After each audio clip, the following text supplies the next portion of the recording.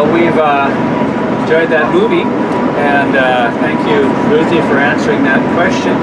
Do you have any other questions right now? He brought up some of the conflicts or the discussions concerning Parham, and we want to look at that a little more. Any questions, though?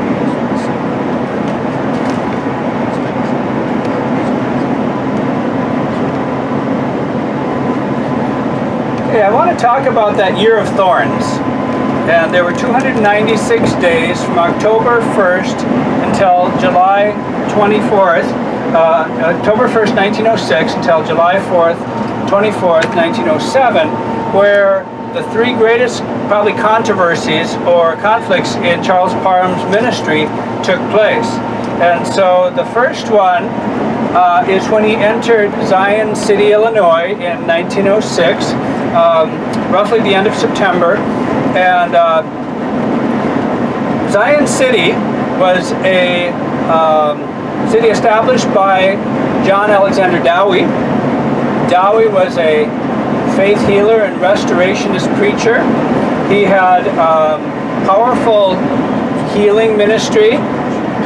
He set up shop outside of the Chicago World's Fair, and he had meetings there, and people would come and get healed. And so he had crutches and wheelchairs and everything hanging on the wall of people who had been healed, which would attract more people to come and hear his teaching and be healed.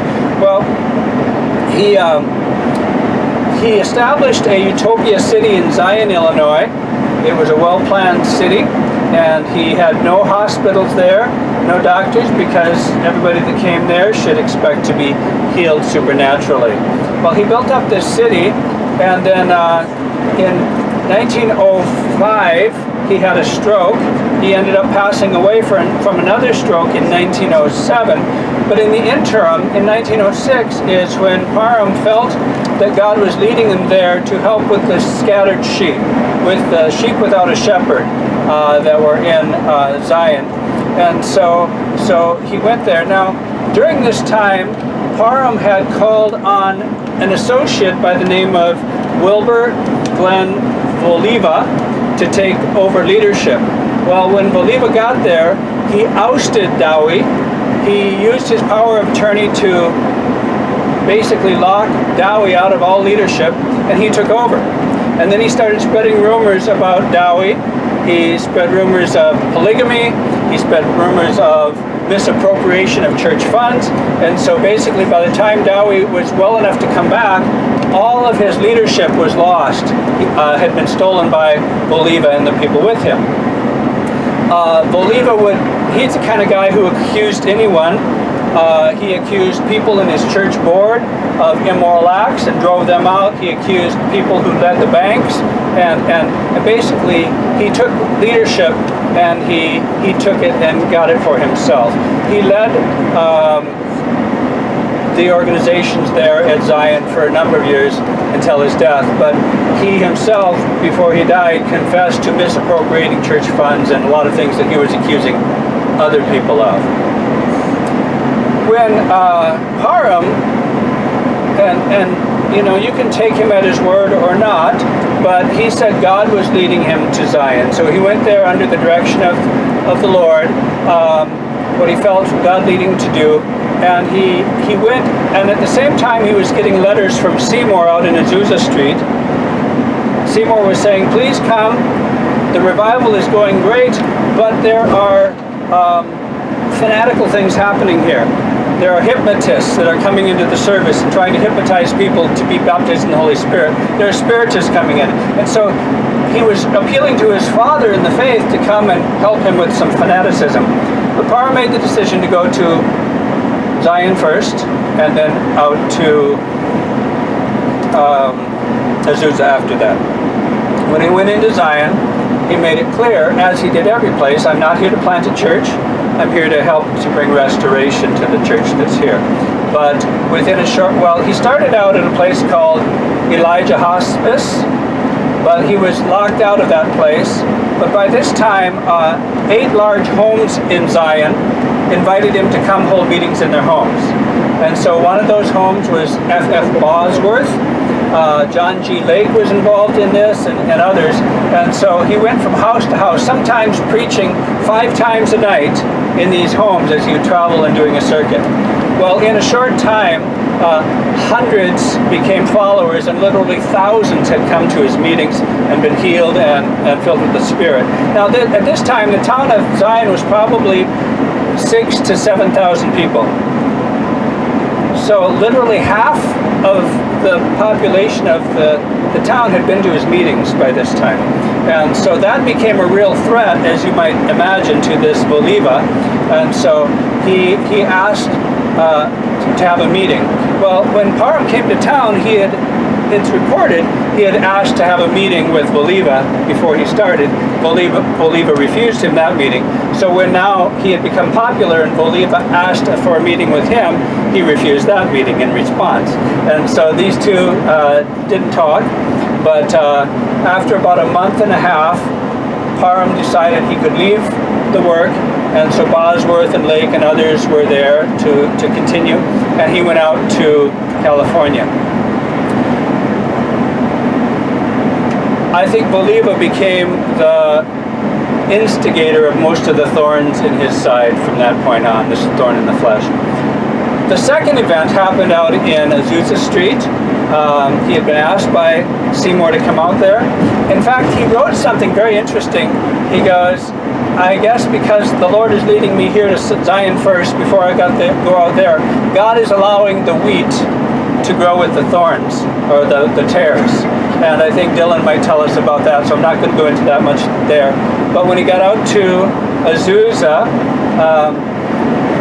this guy in the video mentioned that Seymour had been invited out to preach in a church, and then afterwards they closed the doors, they locked him out, he couldn't preach there.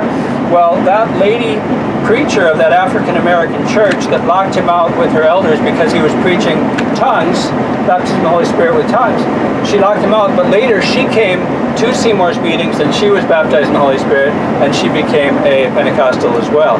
But initially she locked him out. When Parham got out to Seymour's meeting, he preached just a few times, and the elders of Seymour's meeting also said he was not welcome back. Because what he saw evidently was the fanaticism. He felt like God was repulsed by the hypnotism and the fanaticism happening in the meeting, and he tried to speak against it, but he was locked out. So he went to hold other meetings in a hall there in Los Angeles. A few hundred people were part of those meetings, and maybe more than that, maybe up to 1,000. But it was a smaller group than was happening at Azusa Street.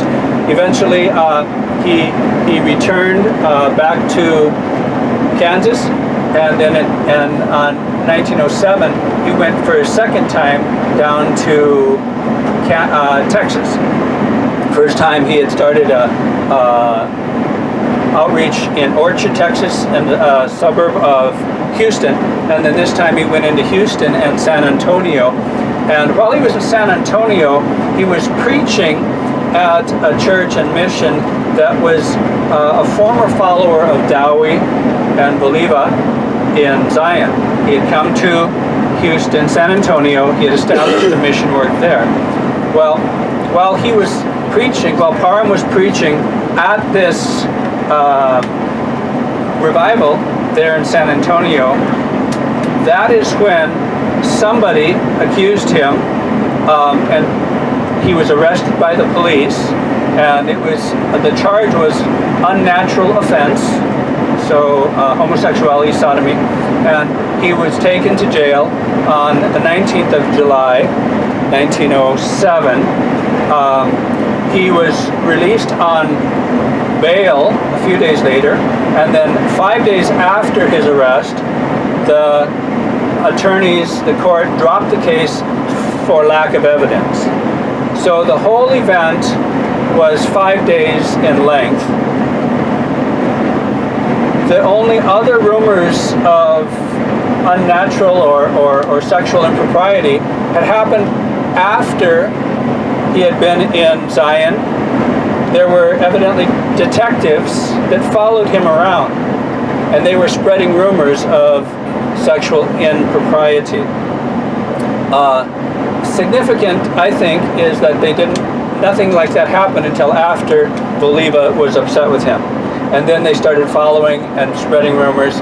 And the San Antonio papers only recorded what the court would reveal, and that was that he was arrested on this day and the court dropped it 5 days later. That's all the San Antonio paper ever shared. But two papers in Zion and Waukegan, Illinois, and I think a third one, those were church-related papers. They started picking up and embellishing the story. And so they talked about a confession that Parham had made, which there's no record of that. I confessed to this and all of that. From that moment on in Parham's ministry, where he would go, there would be posters hanging in the town and handbills handed out about this man who was a sodomite, this man who confessed to this. And so the rest of his ministry, he was facing this battle. So these three events, going to Zion, people finding healing and salvation in the baptism of the Holy Spirit. Secondly, the encounter with Seymour out in Azusa Street, where he was asked to not return to Azusa Street Revival, and then the accusation in San Antonio, Texas, all happened within 300 days. But that became largely the issue that Parham's reputation from that moment on was scarred in the Christian world. And so some have said, I've read it on the internet, well, for the last 20 years of his life, after those things happened, he basically went back to his home and maybe he'd have a camp meeting once in a while, but he didn't do anything. Well, the reality is he never stopped his preaching ministry. He preached from 2 to 5 times a day for 35 years. From the time that the Holy Spirit fell on January 1st, 1901, until he passed away in January 29th, 1929. So is that 28 years and 29 days.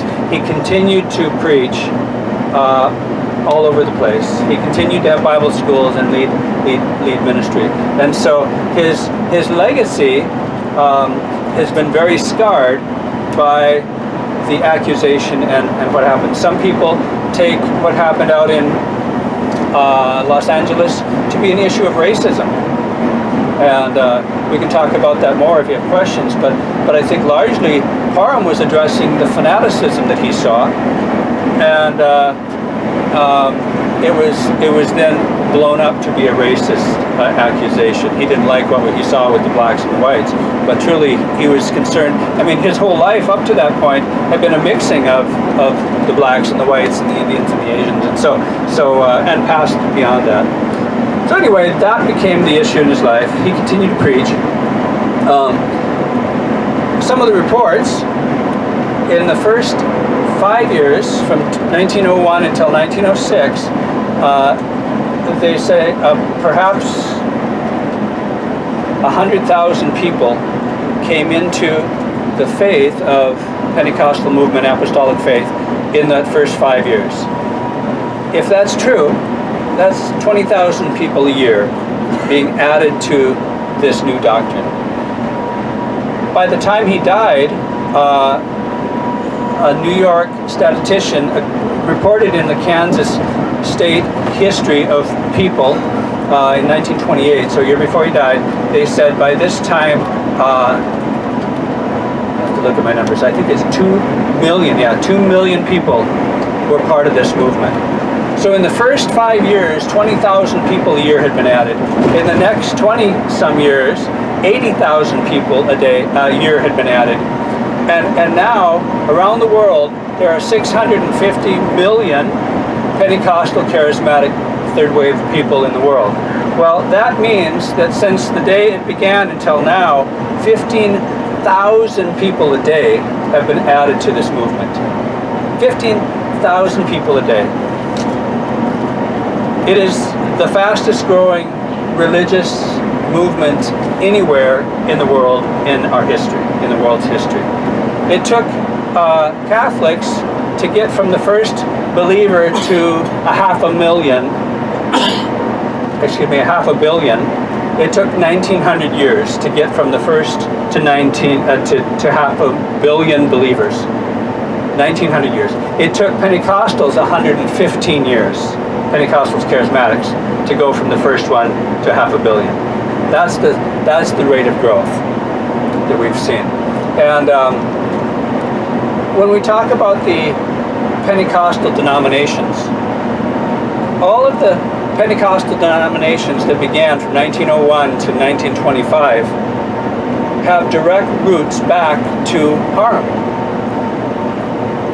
The Assemblies of God, when it launched in 1914, there were 8 executive presbyters that were named at that first General Council of the Assemblies of God. All 8 of them have direct roots back to Parham.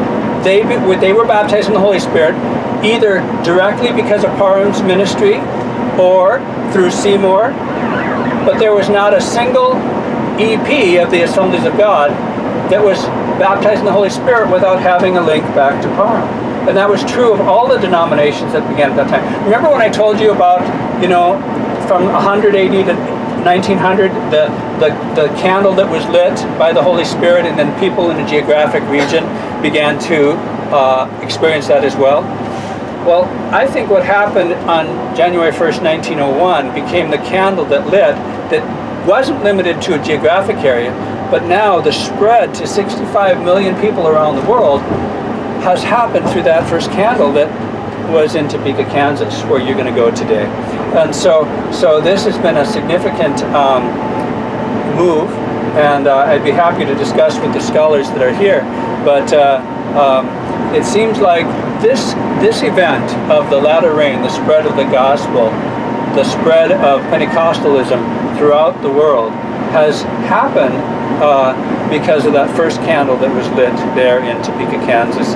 And I'm a result of that, and I think probably you are as well. Okay? Parham died. He had a lifelong dream to go to Israel. He tried earlier, I think it was in 1908, but when he got to New York, getting ready to go on the ship, evidently, he was jumped and robbed of the money that he had for his ticket, and he had to return home. He didn't get to go. He finally got to go in 1927-28. He traveled to Israel, spent a few months there, loved his time there, and wrote and took pictures. And then he returned in 1928, continued his evangelistic work. He was in Texas doing ministry there when he had a heart event, probably a heart attack. His wife and family came to meet him there, took him by car back to Baxter Springs, and he passed away there as a result of that heart attack in January 29th of 1929. So that's kind of the life of Parham in a couple nutshells there. So, any questions or comments maybe about the period of conflict or the, yes? He died in 1929. Yeah. Yes, Max.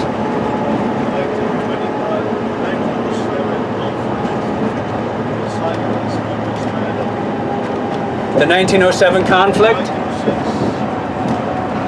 Yeah, which? The Seymour conflict? I'd like Dylan to share that story.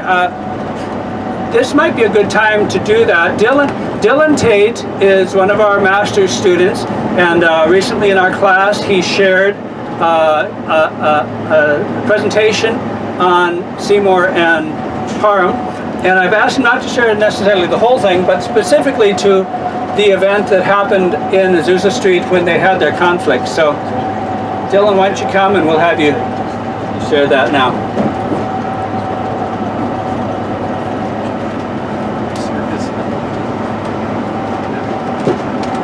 It's a balancing act as well. It is.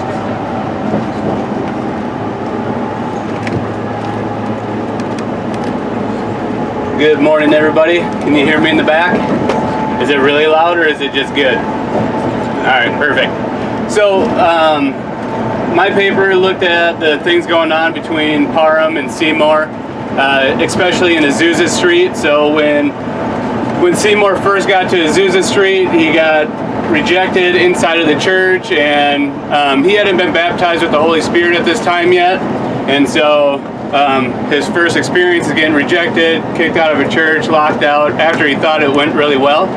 But there was a couple inside of the church that really liked what he had to say and wanted to hear more. And so they invited him to Bonnie Bray Street, where he started having his revivals that we heard about on the film with the generals. And so that place just started getting way too big of a crowd for the space, so they went down to Azusa Street, found an empty former stable for horses and stuff as a church prior to that, and then they renovated it so that they could get back to the church.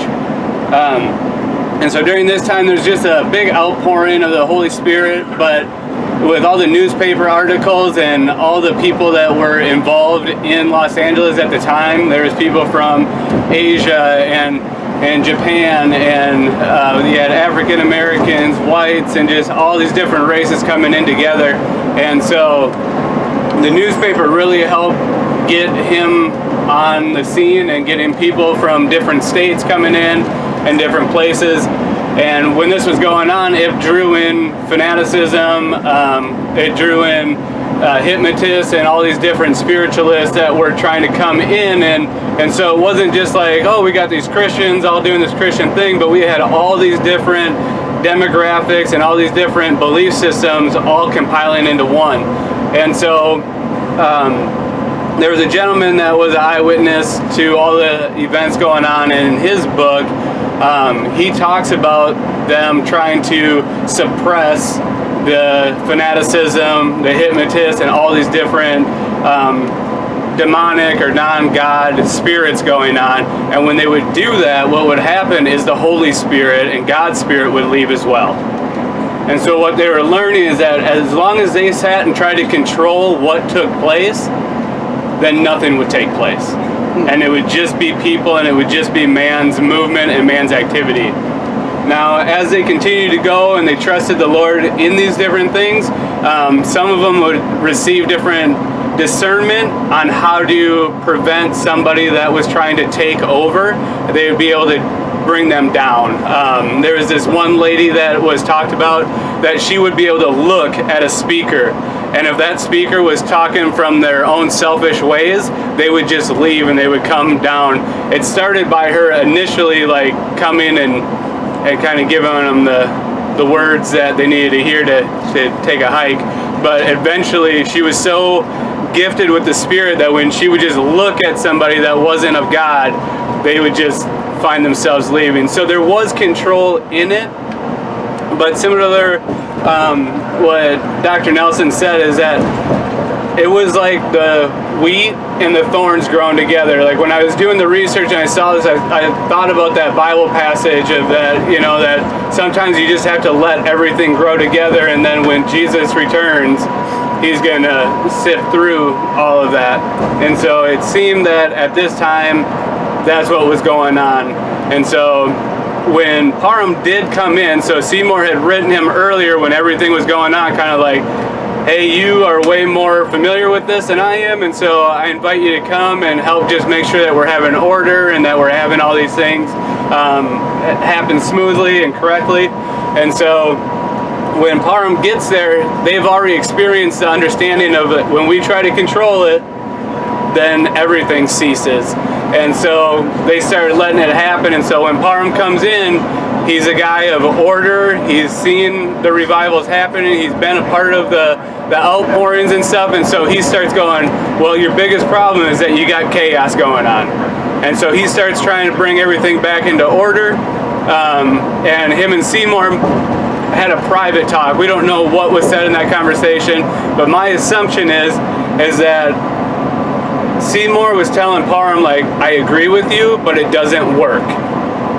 And Parham was saying, I disagree with you, it does work, let me give you my resume on how I know it works. And I think they had a conflict of that order and that disorder, and Seymour had a choice to make. And he could sit and just be obedient to his earthly spiritual father, or he could be obedient to his godly spiritual father. And I think he chose to choose God, and that he was just going to separate from Parham and just let God continue to do what he was doing. And so that's when they shut him out. Parham went his separate ways in California and did his thing, and Seymour continued the Azusa Street revival, which went on for about 3.5 years. So we can look at the results of it, and we can know that he was acting in obedience to God, and that's why the movement happened the way it did. And I think that the biggest conflict didn't have to do with racism, but it had to do with the disagreement between how things were being operated and how Parham viewed that they should be operated because of his experience and his teachings of order and those kind of things. Does anybody have any questions that they want to throw at me? I understood the decline began after their confrontation. You said it went 3.5 years beyond that? So the whole Azusa Street was 3.5 years. I'm not sure when Parham got in, and so it was just the entire thing was 3.5 years, because I figure that he wrote them early on, and then he went to Zion, and then he came to Azusa Street, and so I don't know how much time was between that, and I don't know exactly when the Azusa Street revival ceased either. Yeah, it was about, I think it's, the Parham went out, Seymour went out there in early 1906, and then Parham got there by the end of 1906, so it was maybe 6-8 months. So And so it was in the first year of the revival that this confrontation happened. thank you. Yeah. Yeah. Yeah, I'd like to add a few things to Parham. Dr. Nelson and I, we would disagree on some things on this. So I think there's some things that need to be said concerning Parham. When people are racist, they tend not to know that they're racist. And it's important that we recognize Parham's background. When we're introduced to Parham as one who is a member of British Israelism is at its core a racist movement. It's about the superiority of whites. It's a movement that believed that the 10 lost tribes of Israel had landed in Britain and God was doing something special through whites. It was totally racially driven. Another thing that's really important is if we hear the story, all we have is Parham's reports on the relationship to Seymour. I think it's important to recognize we have no record of letters sent between Seymour and Parham.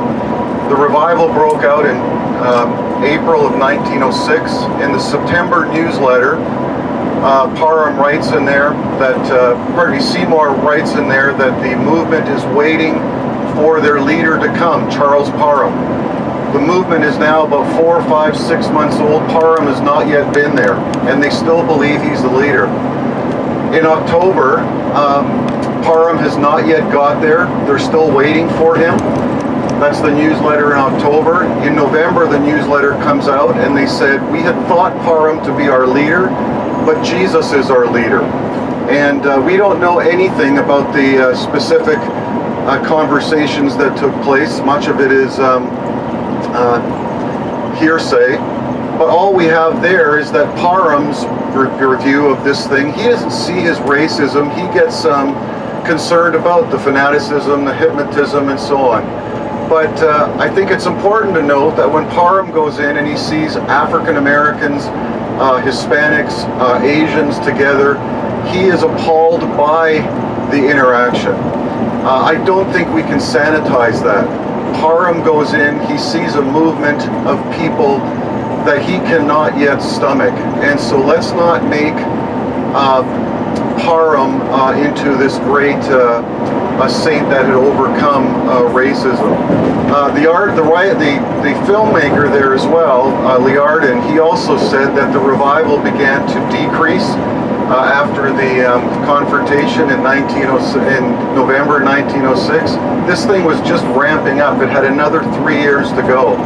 So I think Liardon is as Ruthie said, he's a preacher and he's not a historian. And it's important to look at the social historical context behind these things in order to get a little bit more of a fuller history. And so I think we owe a great deal of respect to Parham, but we need to be fair to understanding that he's a product of history. I'll leave it there for the moment. Thank you. For the paper, I did write quite a bit about just the Jim Crow laws that were going on and how the idea was this separation with equality, but in reality it wasn't. And even when Parham allows Seymour to be part of the class, I address that too, because for Seymour, I can't imagine as a black man during that time that it would be something where you're just like, yeah, I'm just going to join this white group, and there was a lot of racial tension going on between Parham and other white preachers at the time too. So I mean, I'm sure he went in with some caution of how is my treatment, not even just from this group, but how will I be treated in this community if I'm seen as a black man in a white school and things like that. So all that's addressed in my paper, but for the conversation that we're having was just looking at because I know about the white Israel and or the British Israel and those type of things, and that you can definitely see that Parham had to have had a view of some kind of superior, but he's still, whether it's an unrecognized racism, because I agree with you that most people don't look at themselves and go, yeah, I'm a racist. I mean, there are, but when they're trying to be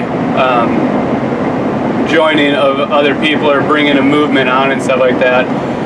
So with that, the British Israel and stuff like that, it definitely shows there's a superior complex that exists in that movement, and at what degree Parham walked in that or not, I didn't address in the paper, but I definitely think that the biggest issue that between Seymour and Parham at this time was they couldn't agree on how the order of the Spirit was moving, and so that's what I was looking at in that particular situation, and with this Azusa Street Revival. Any other questions or comments that anybody has? All right, thank you. Thank you, Dylan. Should appreciate that, and thank you, Marty. It's great to be able to have exchange, and you'll probably see on this tour we don't all see things the same, but it's good to have that. And there are definitely both sides of that story. Probably more would side with Marty than me on this, so he's on very good ground there. All right. It might be good to maybe address some of that British Israelism, because it's seeing a rise. At the Pentecostal Heritage Center, we have had calls from different groups who are wanting to know more about this as white nationalism begins to take a little more prominence in the news and things like that. This concept of British Israelism, after the Civil War, I'm from the South, so I grew up in where this was probably discussed a little more because you couldn't get around racial issues growing up in South Texas. And after the Civil War and Reconstruction and all of that is going on in the South, and things are coming in where laws are being passed that we're not necessarily in agreement. And so many of these southern places we're starting to pass laws on how do we then live together as free people, blacks and whites. And so these laws, and Dylan mentioned Jim Crow laws, and out in California there weren't necessarily Jim Crow laws on the books, but there were in practice. And so, making some of that distinction. And so a very popular teaching began to come about. There was a gentleman by the name of Charles Carroll who wrote a very influential book around the turn of the century during all of this time where we were having laws, what's going to be separate but equal, what does all that mean? And you studied all that in history class. And this understanding that Charles Carroll really pushed was that after Israel, because you've learned in your classes, when the Assyrians conquered the northern kingdom and then the Babylonians the southern kingdom, that this northern kingdom, these 10 tribes, didn't return the way they did after the Babylonian captivity. And so these 10 northern tribes, many of them then moved into Europe and then finally settled in the British Isles. And so we get then this idea that comes about that the Anglo-Saxons, which were Germanic tribes, these Anglo-Saxons that had moved to the British Isles were the descendants of the Jewish people.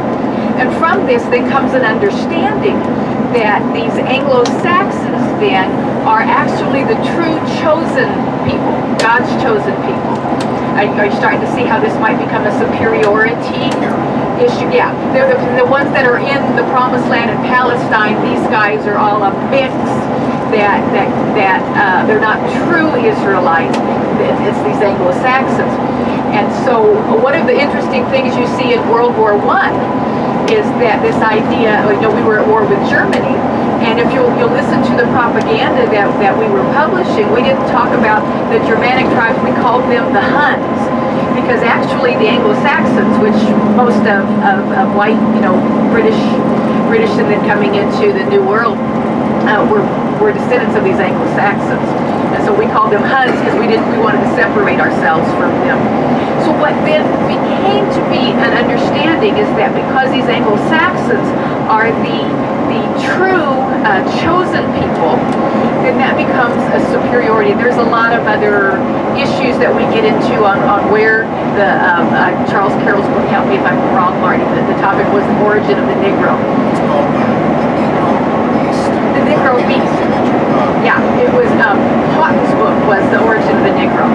Yeah, and if you read some of these, we have them at the Heritage Center, it will really help you to understand some of the religious aspects of the growth of white nationalism and why it's taking root in some of the places that it's taking. Because many of them claim a Christian background. They have an actual theology that, if you read it, is absolutely fascinating. They've come to these kind of decisions. But we do need to be aware of it. It was something that Parham, I think, picked up maybe more from Frank Sanford out when he was out in Maine. But it was a part of his belief system. But again, as I think Dylan mentioned, it was not a unique belief system. This was given as some of the reasons for the Jim Crow laws and things along that nature. But because of where we are in our own country, I think it's very important as students that you are aware of some of these developments and how they're still influencing us today. I'll maybe add a little to that. Charles Carroll, in the book The Negro, a Beast, or in the Image of God, that book was written in 1902, and when Parham wrote his Everlasting Gospel in 1911, he actually plagiarized, which was not necessarily plagiarism then, he plagiarized big chunks from Carroll. And Carroll talked about tiers of human beings. He saw African Americans and people from the Middle East as being part of a rank, a tier of human beings. He saw heaven as being tiered, with whites being in the highest levels of heaven. So again, I think, Ruthie, you're absolutely correct. Parham is a product of his day, and it's important to see that seeps into his theology. And whereas we might think that we ought to be ahead of the culture, oftentimes we wind up being mixed right in the midst of it. So I think what's important is that we also see that God used a Parham, as flawed as he was. And thankfully, God still uses us.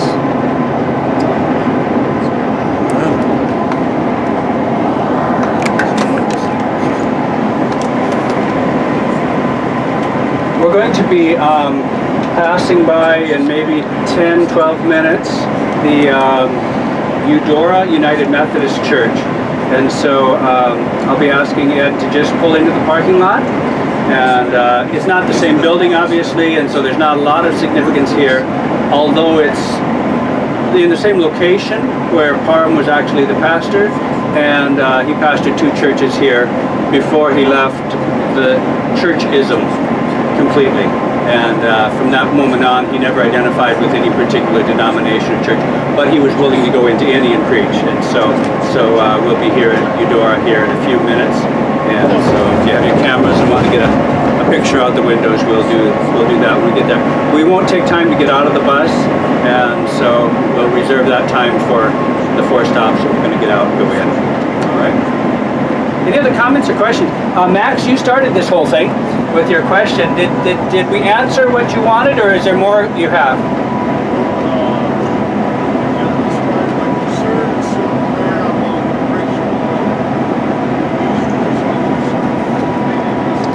Okay. Yeah. And I guess my challenge is, can you understand a theology without having an attitude of superiority? Can you say that I am Swedish, or Parham believing I am British Israel, and that not be necessarily linked to a superior attitude? Can Abraham believe God called me to bless the whole world, and can that be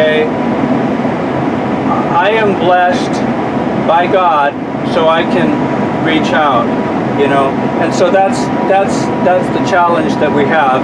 Is his British Israelism, does it demand that he had a superior and racist attitude? And so that's the question. All right.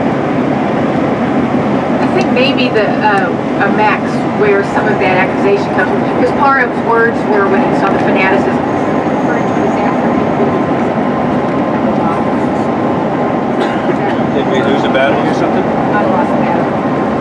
Did the battery have gone out of that microphone? Yeah.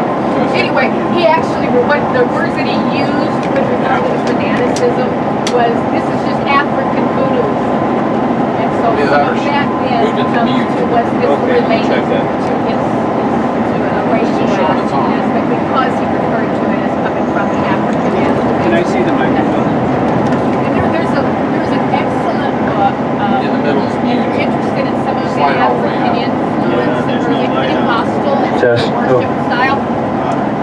Yeah, there's a good book. If you're interested in following up on some of that African influence on early Pentecostalism, worship style, all that, Estrelda Alexander's written a book, Black Fire. Black Fire, and you can get that on Amazon. And I think she addresses some of that actually very well.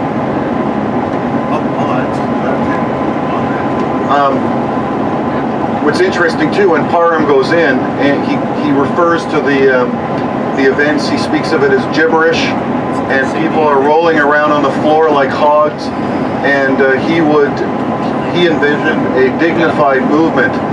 And so once again, I think if you consider kind of an African American spirituality, where people aren't sitting and kneeling and unable to embrace their physicality, Parham, again, he just couldn't see the improvisation. I would call it kind of like the jazz flavor of spirituality. It was not an Anglican meeting. It was not a Baptist meeting. There was a lot of activity, and he couldn't disassociate that from, as he would say, as the people would say in that day, of Negro spirituality. That would be deemed even African voodooism. I'm not denying there was some syncretism there, but the activities, the physical activities, would be deemed, he would see that through a racist lens, yes.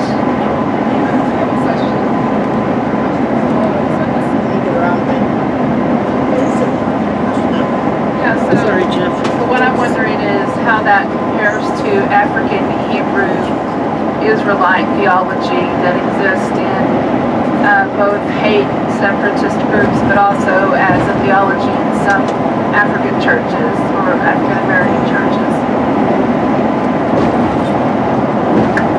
And there is a movement of African Hebrewism. I'm not that knowledgeable on it, so there may be someone else who wants to address that. But it comes from the same other thing. There is an understanding that there were tribes in Africa who then moved into Europe and settled in the British Isles. Now this is where I get a little, because in the reading that I've done on it, there's just so many different theories that I'm not completely sure. So take none of this to the bank, all right? I'm just going to tell you the stuff that I've read.